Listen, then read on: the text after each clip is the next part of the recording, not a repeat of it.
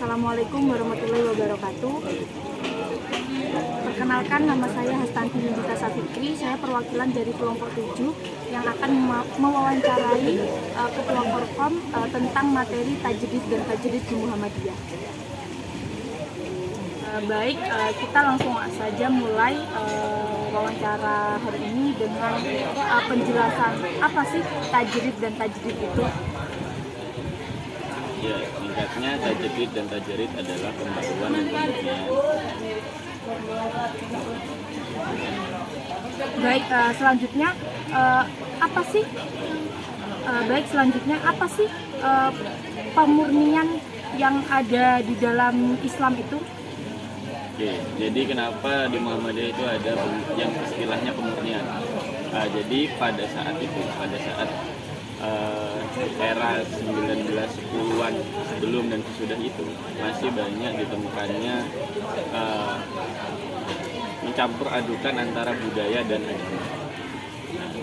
Dan di situ juga asal muasalnya kenapa Muhammadiyah memiliki gerakan pemurnian supaya umat Islam itu melakukan peribadatan ya sesuai Al-Quran dan Hadis tanpa ada penambahan lain-lainnya ataupun bukan sampai campur adukan dengan budaya.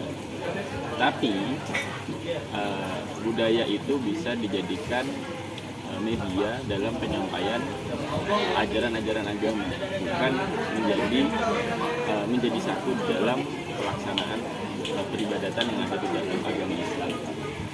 Oh, berarti munculnya pembaharuan itu atas dasar masih salahnya anggapan orang Islam pada zaman dahulu. Iya. Jika saat ini masih ada orang yang masih mencampur adukan antara tradisi dan agama, apakah itu masih dianggap salah? Iya, masih dianggap salah. Selama memang hal-hal yang dilaksanakan di dalam peribadatan itu tidak ada di dalam Al-Quran dan Hadis atau bahkan penambahan-penambahan yang di luar hukum-hukum agama Islam. Baik, contoh pembaharuan yang sudah dilakukan Muhammadiyah itu apa saja? Banyak. Bisa disebutkan mungkin? Apa ya sih? Baik, selanjutnya yaitu apa sih contoh pembaharuan yang sudah dilakukan Muhammadiyah saat ini? Oke, kalau contoh pembaharuan itu sebenarnya banyak sekali yang bisa ditemukan bahkan dari dulu ya.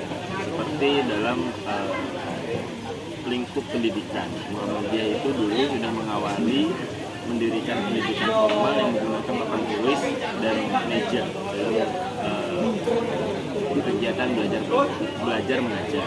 Dan saat ini juga Muhammadiyah itu selalu mengikuti perkembangan zaman baik di dalam bidang pendidikan atau bidang-bidang yang lainnya, yang kemudian itu dilaksanakan oleh setiap lembaga yang ada di dalam Muhammadiyah. Apakah ide dari Muhammadiyah tersebut menjadi tolak ukur untuk pendidikan Islam yang lainnya? Kalau menjadi tolak ukur mungkin kurang tepat ya menurut saya. Cuman kalau menjadi referensi bisa jadi. Jadi bukan menjadi panutan bagi yang lain gitu. Seakan-akan Muhammadiyah ada di atas. Cuman kalau menjadi referensi untuk saling mengambil nilai baik dari satu dan yang lainnya itu baik, seperti yang kita ketahui Muhammadiyah kan dikatakan sebagai pembaharuan. Jika Muhammadiyah dikatakan sebagai pembaharuan, mengapa masih banyak orang yang menganggap tabu terhadap Muhammadiyah? ya jadi karena kebanyakan di masyarakat itu masih kental dengan agama yang dicampur adukan dengan budaya. Jadi ketika Muhammadiyah menabrak hal itu, maka secara otomatis masyarakat akan menganggap hal-hal yang dilakukan oleh masyarakat Muhammadiyah, warga Muhammadiyah adalah hal yang tabu. Karena ya mereka pada dasarnya memang belum memahami hal tersebut secara menyeluruh. Berarti bisa dikatakan tujuan Muhammadiyah masih belum berhasil untuk bidang pembaharuan ini. Jadi kalau dikatakan berhasil ataupun belum berhasil itu, maka kita perlu membahas indikator ya, berapa persen.